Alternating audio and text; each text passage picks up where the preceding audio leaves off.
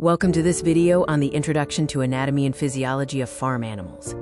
This video will introduce the fundamental concepts of anatomy and physiology for a detailed study of farm animal organ systems. We will define these terms, identify their branches, and explain their relevance to animal husbandry.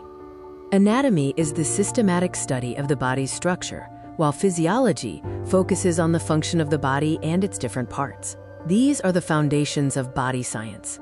The study of structure and function is approached from different perspectives. Key branches of anatomy include gross, microscopic, developmental, comparative, and systemic anatomy.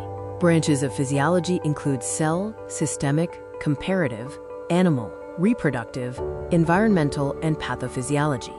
Each focuses on specific aspects of function in living organisms. Understanding structure and function is crucial for effective animal husbandry. This knowledge is applied in animal health management, nutrition and feeding, reproduction, housing, welfare, and production.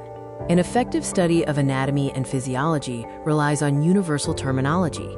These include directional terms, planes of reference like the median, sagittal, transverse, and dorsal planes, and core concepts like homeostasis, organ, and system.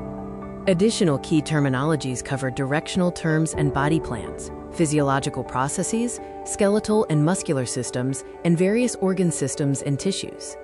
We recommend several resources for further learning, including veterinary anatomy websites, 3D anatomy platforms, open educational resources, and mobile apps. Thank you for watching this video. We hope this introduction was helpful.